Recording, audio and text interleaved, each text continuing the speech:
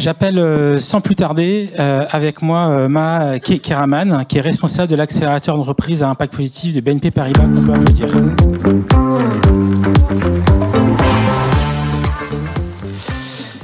Très heureux de t'avoir avec nous. Merci de m'avoir. Est-ce que tu peux partager quelques chiffres et puis présenter un peu ton rôle au sein de BNP Paribas? Oui. Donc bonjour à tous. Alors qu'est-ce qu'un accélérateur d'entreprise à impact positif? Effectivement, moi je vais pas venir vous parler de la stratégie RSE de BNP Paribas, même si cette entité est située au sein de la RSE. En fait, cet accélérateur, il a été créé pour faire ce que fait la RSE depuis un certain nombre d'années maintenant, qui est vraiment avoir un dispositif de R&D et d'innovation au sein du groupe. C'est vraiment son objectif.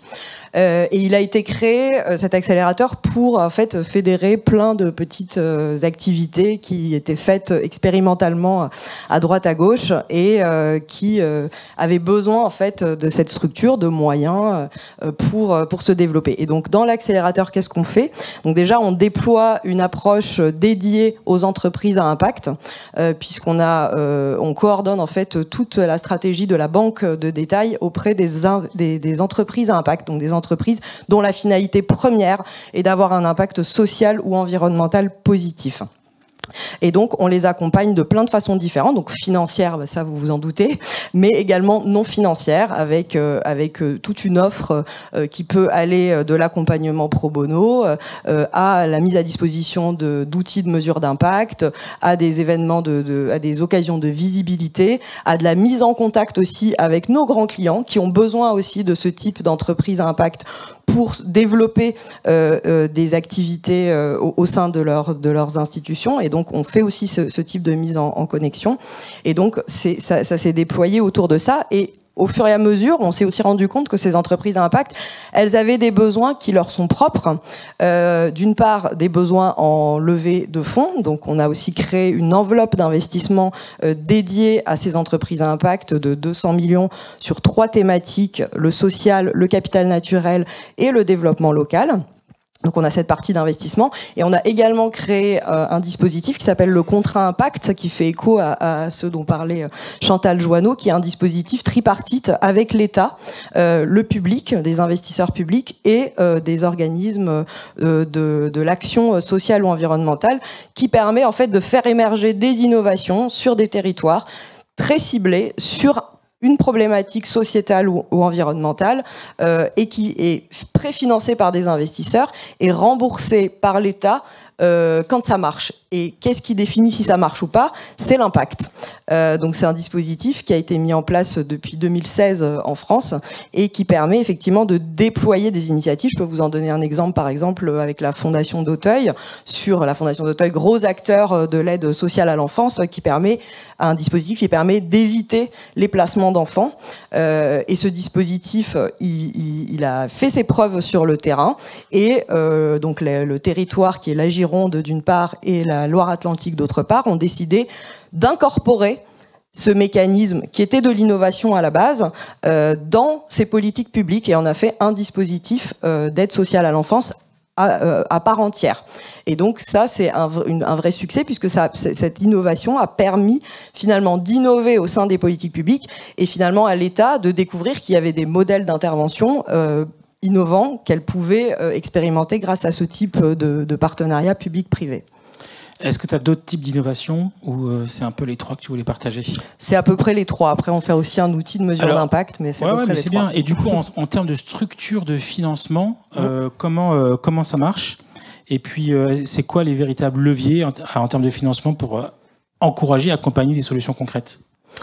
Alors, ça accompagne des solutions concrètes parce que typiquement on fait du sur-mesure. Alors évidemment aujourd'hui on est dans ce débat de est-ce qu'il faut faire du sur-mesure ou de l'industrialisation. Ouais. Donc devant les enjeux, alors l'industrialisation évidemment il faut en faire et on en fait l'ESG, enfin les dispositifs qui permettent de financer la transition des gros acteurs. Ça évidemment ça a été dit plein de fois donc je vais pas le répéter. Tout le monde le fait et on en fait. Là c'est plutôt de passer à comment, enfin l'objectif RSE classique qui est comment on diminue les externalités négatives de l'économie classique. Et ça, je pense que c'est assez bien pris en main par la plupart des acteurs. Là, c'est vraiment l'idée, c'est vraiment d'aller sur l'autre sphère, c'est-à-dire comment on fait du positif, comment on encourage du financement et comment on encourage des initiatives qui vont vers des solutions concrètes, sur mesure, mesurables, intentionnelles, additionnelles, donc avec tous les facteurs de ce qu'on appelle l'impact, donc l'additionnalité, la mesure et l'intentionnalité. En termes de feuille de route pour 2024, qu'est-ce que tu pourrais nous partager en termes de priorité pour vous ? Alors nous, on agit sur tous les secteurs. Alors historiquement, évidemment, on est une banque, donc ce qui était facile pour nous, bon, il y a le climat, donc ça, j'y reviens pas, mais tout ce qui est inclusion financière, qui est un peu le levier historique pour une banque. Et on s'est dit, comment on peut faire pour financer aussi l'inclusion sociale plus largement. Alors nous, on fait pas de l'éducation en tant que telle, on fait pas de la santé en tant que telle, mais par contre, ce qu'on peut faire, c'est financer des initiatives innovantes qui, elles, permettent l'accessibilité, qu'elle soit pratique ou tarifaire, de la santé, de l'éducation pour les plus vulnérables. Donc tout à l'heure on parlait de transition juste, évidemment c'est un sujet qui est très prégnant aujourd'hui, mais la transition juste elle passe aussi beaucoup par l'inclusion sociale. Donc financer ce type d'initiative, c'est une façon aussi de faire de l'inclusion sociale indirectement, puisqu'on ne le fait pas directement, et donc concrètement ça veut dire en termes de feuille de route, on a plusieurs sujets en fait. On est assez agnostique en termes de sujets. Donc le social, ça peut être, on a des exemples sur accompagner les seniors dans la rénovation de leur logement. On peut faire aussi des financements de la précarité énergétique. Ça peut être financer la lutte contre le gaspillage alimentaire. Ce matin, Jean-Marc Borrello parlait des potagers de Marianne. On en a d'autres du groupe SOS. C'est Andes qui fait de la lutte contre le gaspillage alimentaire qu'on a financé à travers un contrat impact. Et on a Phoenix qui est un gros acteur aussi, je ne sais pas si vous connaissez, une belle entreprise à impact, voilà, qui lutte contre le gaspillage alimentaire, qu'on a financé pour le coup à travers une augmentation, à travers la participation à leur augmentation de capital.